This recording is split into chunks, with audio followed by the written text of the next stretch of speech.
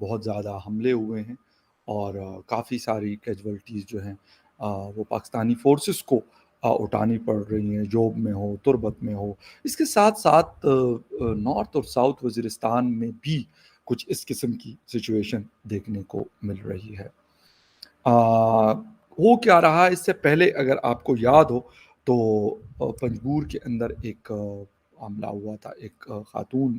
جو ہے ایک لڑکی نے وہ اٹیک کیا تھا۔ ابھی تربت میں اس طرح کی ایک چیز، ایک انسیڈنٹ ہمیں بڑا ملا ہے۔ اس سے پہلے جوب میں ہوا ایف سی کے اوپر، اور وہاں پر بھی ایک آفیسرس مطلب 4 جو لوگ ہیں ان کی جانیں گئی، اور ابھی جو تربت میں ہوا وہاں پر بھی 3 لوگوں کی جانیں گئی ایک کانوائے کے اوپر۔ یہ افغانستان کے ساتھ ہماری باتیں بھی ہوئی ہیں پہلے بھی اب بھی کہ کسی طریقے سے ٹی ٹی پی کو جو بارڈرز کے علاقوں میں ہے ان کی موجودگی ہے اس کو کم کیا جائے، لیکن ٹی ٹی پی شاید یہاں تو لگتا ہے کہ یا کمزور ہوئی ہے یا انہوں نے اپنے حملے کم کیے ہیں، لیکن جب ہم دوسرے سائڈ پہ، کیونکہ ڈی آئی خان جوب کے ساتھ یعنی بلوچستان کا جو ڈسٹرکٹ ہے بارڈر کے اوپر، ان کے آپس میں بارڈرز ملتے ہیں اور آنا جانا اسی کے ذریعے سب لوگ ٹریول کرتے ہیں۔ وہاں پہ ایف سی کے اوپر ایک کافی بڑا حملہ میں کہوں گا جو 2 دن پہلے ہوا، وہ حملہ میں دیکھنے کو ملا جس میں ایک کیپٹن سمیت 3 لوگوں کی جانیں گئی۔ اس کے ساتھ ساتھ کیا ہوا، کیونکہ نارتھ ساؤتھ وزیرستان پھر ڈے خان اور ڈے خان کے ساتھ جوب لگتا ہے، یعنی خیبر پختونخوا اور بلوچستان کے جو بارڈرز اسپیشلی پشتون بیلٹس کے جو علاقے ہیں وہ آپس میں ملتے ہیں۔ تو یہاں پہ اگر ٹی ٹی پی کی کارروائیاں کم ہوئی ہے تو کیا وہ لوگ اب بلوچستان شفٹ ہوئے ہیں؟ یہ ایک تھیری ہے کہ کیونکہ شاید افغانستان بھی تھوڑا بہت ان کو ٹف ٹائم دے رہا ہے یا ان کو کہہ رہا ہے کہ آپ لوگ یہاں سے نکلے، اور دوسری طرف پاکستان کی فورسز بھی آپریشنز کرتی ہے مختلف علاقوں میں، اور وہاں پہ بھی ان کو جانی مالی نقصان اٹھانا پڑ رہا ہے۔ تو کیا انہوں نے اب دوبارہ سے، جس طریقے سے میں 2022 سے بتا رہا ہوں کہ B L A plus T T P آپس میں ایک جوائنٹ وینچر چل رہا ہے مختلف علاقوں میں، غالباً پشتون بیلٹس کے اندر بلوچستان کے، اور جو دوسرے علاقے ہیں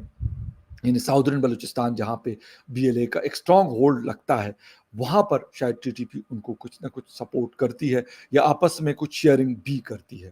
ابھی جو ریسنٹلی جوب والا ہوا اٹیک، اس کے اوپر بھی بڑی لے دے ہوئی کہ یار کس طریقے سے ہوا کلیم، کیونکہ پشتون بیلٹ میں شاید بی ایل اے کی پریزنس اس طریقے سے نہیں ہے بلوچستان کے، لیکن اگر جو ساؤدرن علاقوں کی بات کی جائے تو وہاں پہ ہولڈ زیادہ اسٹرانگ ہے، کیچ کا علاقہ ہے، پنجگور ہے، تربت ہے، یہ علاقے ایسے ہیں جہاں پہ ایک مضبوط پریزنس موجود ہے بی ایل اے اور ان کے سپورٹیو جو آرگنائزیشنز ہیں ان کی۔ یہاں پر پھر جب ہم تربت کی بات کرتے ہیں، تربت میں آپ کو شاید پہلے بھی بتا چکا ہوں کہ میں نے 2018 میں پہلی دفعہ تربت کو وزٹ کیا۔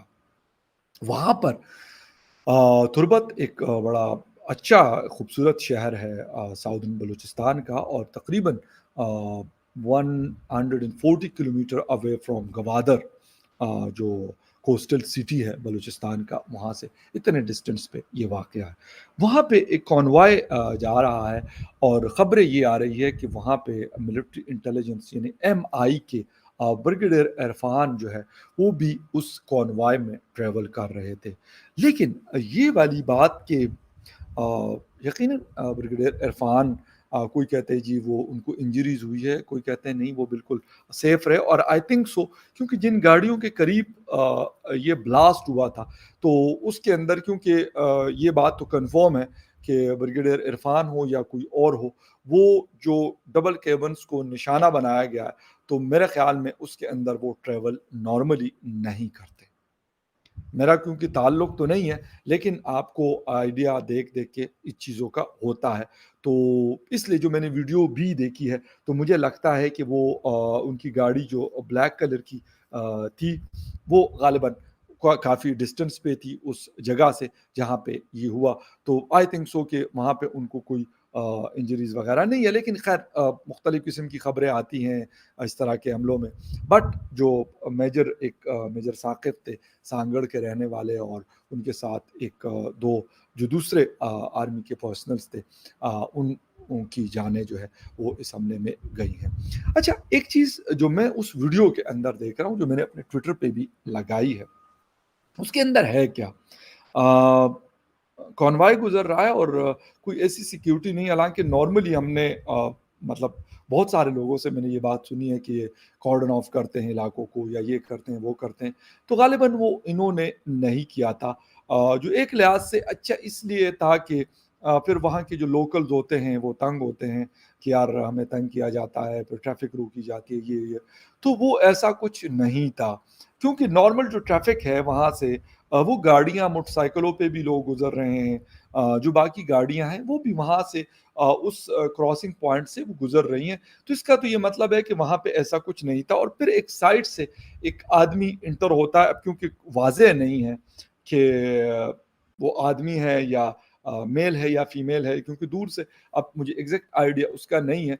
लेकिन ब्लैक कलर की उसकी शायद ड्रेसिंग है, तो मुझे थोड़ा-सा ये लगा कि ग़ालिबन एक अबाया टाइप है, लेकिन I am not sure about that. मैं अपनी तरफ से ये नहीं क्लेम करता कि कौन था या थी। लेकिन वो कुछ सेकंड्स में जब पहली गाड़ी गुज़रती है, तो वो वहाँ पे जैसे बिल्कुल टाइम पे वो अपने टारगेट के करीब पहुँचते हैं।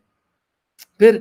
एक गाड़ी गुज़रती है, दूसरी गुज़रती है, तीसरी या चौथी जब पहुँचती है, काफ़ी बड़ा कॉन्वॉय था, तो वहाँ पे फिर ये चीज़ होती है। और एक चीज़ जो मुझे यकीनन, क्योंकि वहाँ पे जो फ़ोर्सेस के लोग होते हैं, उनको अंदाज़ा होता है, क्योंकि वो जब इस तरह की चीज़ों का उनको सामना होता है, तो उनको भी आइडिया होता है। तो कुछ गाड़ियाँ जो है वो तो टर्न की, लेकिन कुछ स्ट्रेट वाली रोड पे भी चल रही होती हैं। तो इसलिए मुझे लग रहा है कि ज़्यादा बड़ा नुकसान जो है वो नहीं हुआ। लेकिन ये वाली बात जहाँ तक है कि ग़ालिबन निशाना उनका था कि जो ब्रिगेडियर इरफ़ान है, आई थिंक सो कि उनके उस पे था कि जी उनको निशाना बनाया जाए। लेकिन एक बात बड़ी अहम है, और वो ये है कि इतनी इन्फॉर्मेशन लेना, ये बड़ा इम्पोर्टेंट है। यकीन करें, ये मैं क्वेश्चन हर दफ़ा रेज़ करता हूँ कि इस तरीके की मतलब मैं इस्लामाबाद में रहता हूँ,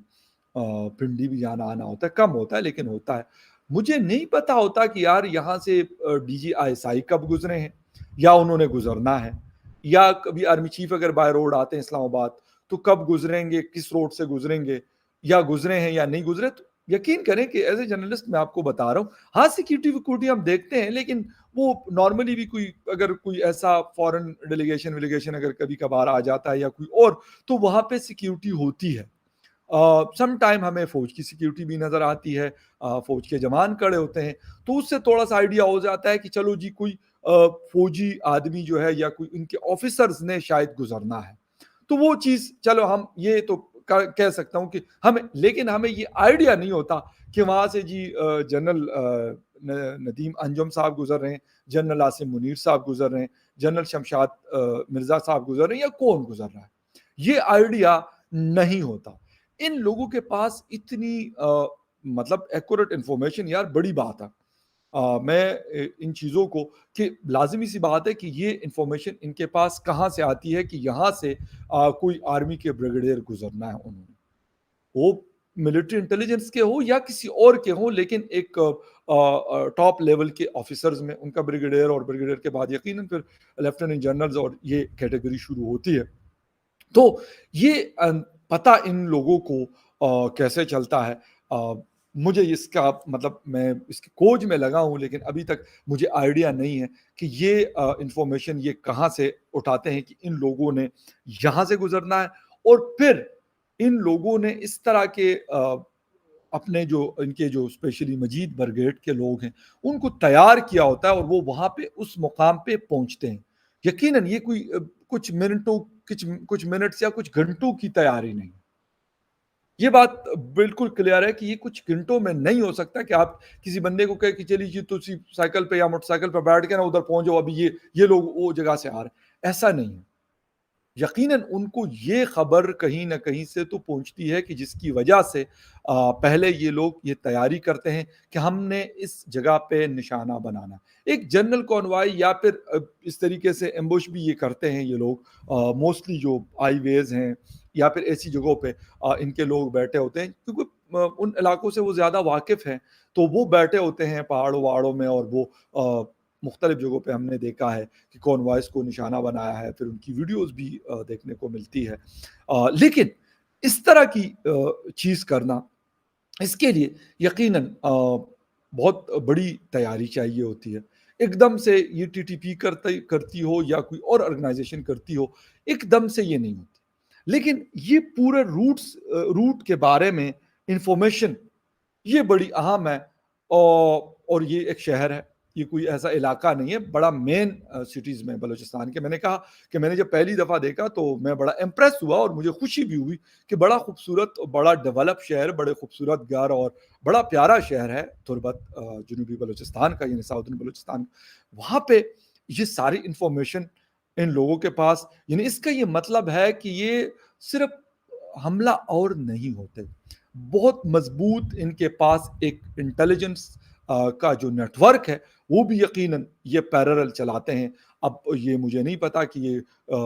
کس طریقے سے، میں نے کہا نا کہ اگر لوکلز بھی ہو تو لوکلز کو بھی تو ایک لوکل آدمی کو